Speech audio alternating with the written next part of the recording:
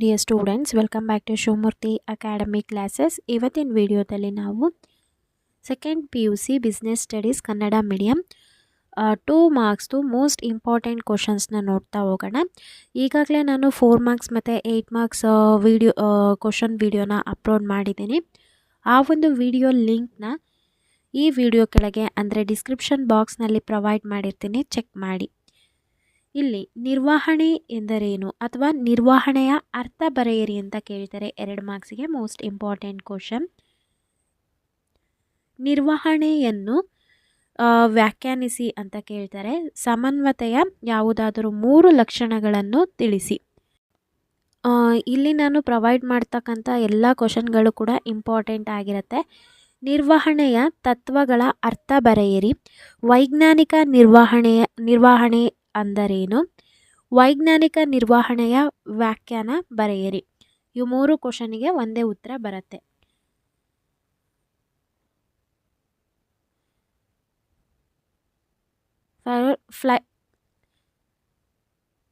ಏಕರೂಪ ಆಜ್ಞೆ ಎಂದರೇನು? ಸೊ ಇಲ್ಲಿ ನೋಡ್ಕೊಳ್ಳಿ, ಗ್ಯಾಂಗ್ ಪ್ಲ್ಯಾಂಕ್ ಅಥವಾ ನೇರ ಸಂವಹನ ಎಂದರೆ ಏನು? ಈ ಕ್ವಶನ್ಗಳನ್ನೆಲ್ಲ ನೋಟ್ ಡೌನ್ ಮಾಡ್ಕೊಳ್ಳಿ.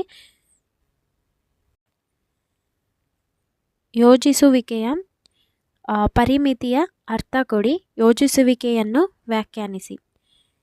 ಯೋಜಿಸುವಿಕೆಯ ಯಾವುದಾದರೂ 2 ಲಕ್ಷಣಗಳನ್ನು ತಿಳಿಸಿ. ಯೋಜಿಸುವಿಕೆಯ 2 ಮಹತ್ವ ಅಥವಾ ಪ್ರಾಮುಖ್ಯತೆ ಎರಡೂ ಒಂದೇ. ಮಹತ್ವ ಅಂದರೂ ಒಂದೇ, ಪ್ರಾಮುಖ್ಯತೆ ಅಂದರೂ ಒಂದೇ. ಪ್ರಯೋಜನ ಅಥವಾ ಲಾಭ, ಅನುಕೂಲತೆಯನ್ನು ತಿಳಿಸಿ. ಯೋಜಿಸುವಿಕೆಯ 2 ಮಿತಿಗಳನ್ನು ತಿಳಿಸಿ. ಕಾರ್ಯತಂತ್ರ ಮತ್ತು ನೀತಿಗಳು ಎಂದರೆ ಏನು? ಸಂಘಟಿಸುವಿಕೆಯನ್ನು ವ್ಯಾಖ್ಯಾನಿಸಿ. ಅನೌಪಚಾರಿಕ ಸಂಘಟನೆಯ ಅರ್ಥ ನೀಡಿ. ಪ್ರತಿನಿಯೋಜನೆ ಎಂದರೇನು? ಪ್ರತಿನಿಯೋಜನೆಯ ಯಾವುದಾದರೂ 2 ಮೂಲ ಅಂಶಗಳನ್ನು ತಿಳಿಸಿ. ಅಧಿಕಾರ ಮತ್ತು ಜವಾಬ್ದಾರಿಯ ನಡುವಿನ ಯಾವುದಾದರೂ 3 ವ್ಯತ್ಯಾಸಗಳನ್ನು ತಿಳಿಸಿ. ಅಧಿಕಾರವನ್ನು ಜವಾಬ್ದಾರಿಯೊಂದಿಗೆ ಹೋಲಿಸಿ. ಅಧಿಕಾರ ಮತ್ತು ಉತ್ತರಾದಿತ್ವಗಳ ನಡುವಿನ ವ್ಯತ್ಯಾಸವನ್ನು ತಿಳಿಸಿ. ಕೇಂದ್ರೀಕರಣ ಮತ್ತು ವಿಕೇಂದ್ರೀಕರಣ ಇವುಗಳ ವ್ಯತ್ಯಾಸ ತಿಳಿಸಿ.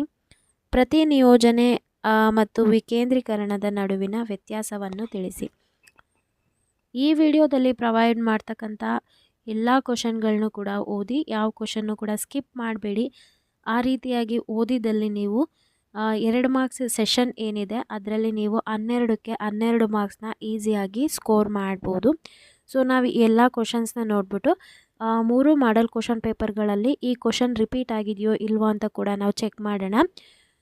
ನೆಕ್ಸ್ಟ್ ವಿಡಿಯೋದಲ್ಲಿ ನಾನು ಪ್ರಿಪ್ರೇಟರಿ ಎಕ್ಸಾಮ್ದು ಕ್ವಶನ್ ಪೇಪರ್ ಕೂಡ ಅಪ್ಲೋಡ್ ಮಾಡ್ತೀನಿ. ಆ ಎಲ್ಲ ವೀಡಿಯೋಸು ಸಿಗಬೇಕು ಅಂತಂದರೆ ಚಾನಲ್ಗೆ ಸಬ್ಸ್ಕ್ರೈಬ್ ಆಗಿ ಪಕ್ಕದಲ್ಲಿರೋ ಬೆಲ್ ಐಕನ್ನ ಕ್ಲಿಕ್ ಮಾಡಿ ಆಲ್ ನೋಟಿಫಿಕೇಷನ್ನ ಆನ್ ಮಾಡ್ಕೊಳ್ಳೋದ್ರಿಂದ ಮಾತ್ರ ನಾನು ಅಪ್ಲೋಡ್ ಮಾಡೋ ಎಲ್ಲ ವೀಡಿಯೋಸು ನಿಮಗೆ ನೋಟಿಫಿಕೇಷನ್ ಮುಖಾಂತರ ಸಿಗತ್ತೆ. ಸಿಬ್ಬಂದಿ ನಿರ್ವಹಣೆ ಎಂದರೇನು? ಅನುಸ್ಥಾಪನೆ ಅಂದರೇನು? ಪ್ರೇರಣಾಪಣೆಯ ಅರ್ಥ ಕೊಡಿ ಅಥವಾ ಡೆಫಿನಿಷನ್ ಬರೀಬೇಕಾಗತ್ತೆ. ಪ್ರೇರಣಾಪಣೆಯನ್ನು ವ್ಯಾಖ್ಯಾನಿಸಿ. ಅದರದ್ದು 3 ಲಕ್ಷಣಗಳನ್ನು ತಿಳಿಸಬೇಕು. ನಾಯಕತ್ವ ಎಂದರೇನು? ನಾಯಕತ್ವವನ್ನು ವ್ಯಾಖ್ಯಾನಿಸಿ. ನಿರ್ವಹಣಾತ್ಮಕದ ನಿಯಂತ್ರಣದ ವ್ಯಾಖ್ಯಾನ ಕೊಡಿ. ಆಮೇಲೆ ನಿರ್ವಹಣಾತ್ಮಕ ನಿಯಂತ್ರಣದ ಯಾವುದಾದರೂ 2 ಸಾಂಪ್ರದಾಯಿಕ ತಂತ್ರಗಳನ್ನು ತಿಳಿಸಿ. ಮತ್ತು ಯಾವುದಾದರೂ 2 ಆಧುನಿಕ ತಂತ್ರಗಳನ್ನು ಕೂಡ ತಿಳಿಸ್ಬೇಕಾಗತ್ತೆ. ಸಮಛೇದ ವಿಶ್ಲೇಷಣೆ ಎಂದರೇನು? ಬಜೆಟ್ ಆಧಾರಿತ ನಿಯಂತ್ರಣ ಎಂದರೇನು? ನಿರ್ವಹಣಾ ಪರಿಶೋಧನೆ ಎಂದರೇನು? ನಿರ್ವಹಣಾ ಮಾಹಿತಿ ಪದ್ಧತಿ ಎಂದರೇನು?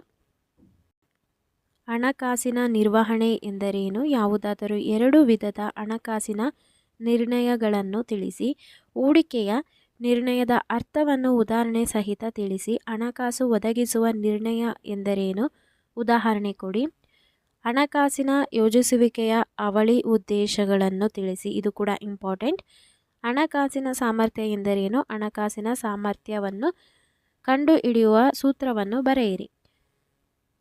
ಸಾಲ ಸೇವಾ ಭರಿಸುವ ಅನುಪಾತವನ್ನು ಲೆಕ್ಕ ಮಾಡಲು ಇರುವ ಸೂತ್ರವನ್ನು ಬರೆಯಿರಿ. ಸ್ಥಿರ ಬಂಡವಾಳ ಎಂದರೆ ಏನು?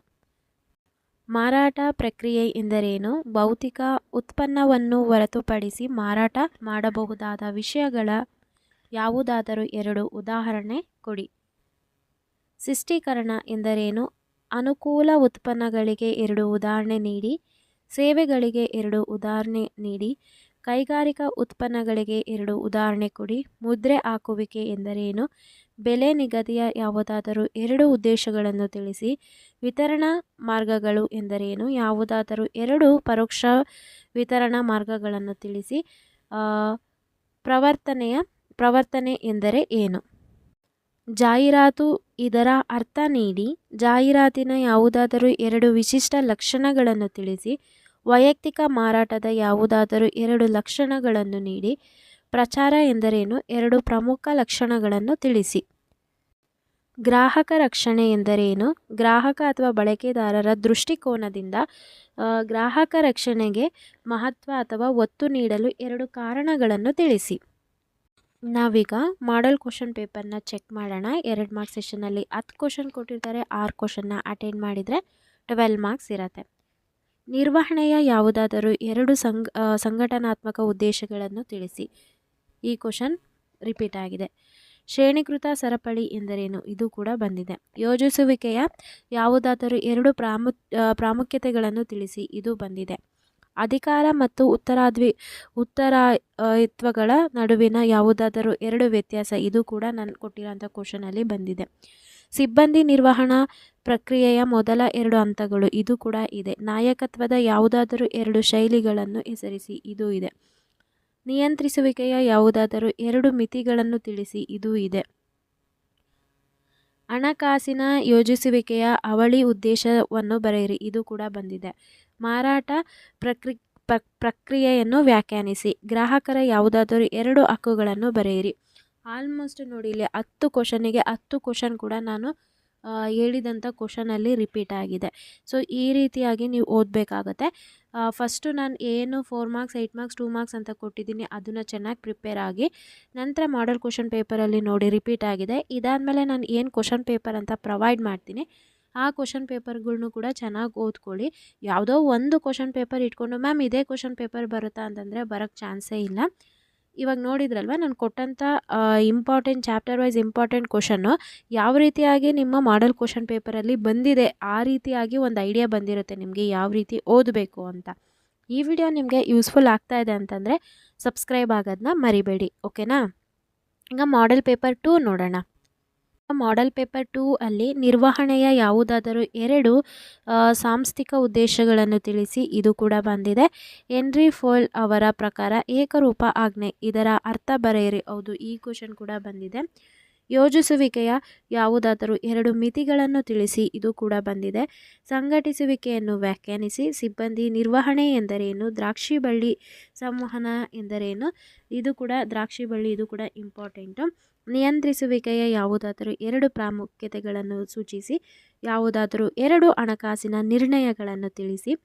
ಅನುಕೂಲ ಉತ್ಪನ್ನಗಳಿಗೆ ಯಾವುದಾದರೂ 2 ಉದಾಹರಣೆಗಳನ್ನು ಕೊಡಿ. ಗ್ರಾಹಕ ಅಥವಾ ಬಳಕೆದಾರರ ನ್ಯಾಯಾಲಯವು ಎದುರು ಕಕ್ಷಿದಾರನಿಗೆ ನೀಡಬಹುದಾದ ಯಾವುದಾದರೂ 2 ನಿರ್ದೇಶನಗಳನ್ನು ತಿಳಿಸಿ. ನೋಡಿ, ಇದರಲ್ಲೂ ಕೂಡ ಆಲ್ಮೋಸ್ಟ್ ಎಲ್ಲ ಕ್ವಶನ್ನು ಕೂಡ ಬಂದಿದೆ. ಇವಾಗೊಂದು ನಿಮ್ಗೆ ಐಡಿಯಾ ಸಿಗ್ತಾ ಇದೆ ಅಂತ ಅನ್ಕೋತೀನಿ. ನಾವು ಮಾಡೆಲ್ ಕ್ವಶನ್ ಪೇಪರ್ 3ನಲ್ಲಿ ನೋಡಿದರೆ ನಿರ್ವಹಣೆಯನ್ನು ವ್ಯಾಖ್ಯಾನಿಸಿ. ಟೇಲರ್ ಪ್ರತಿಪಾದಿಸಿದಂತೆ ಮಾನಸಿಕ ಕ್ರಾಂತಿಯ ಅರ್ಥವನ್ನು ನೀಡಿ. ಯೋಜಿಸುವಿಕೆಯ ಪ್ರಕ್ರಿಯೆಯ ಮೊದಲ 2 ಹಂತಗಳನ್ನು ಉಲ್ಲೇಖಿಸಿ. ಪ್ರತಿ ನಿಯೋಜನೆಯ ಯಾವುದಾದರೂ 2 ಮೂಲ ಅಂಶಗಳನ್ನು ತಿಳಿಸಿ.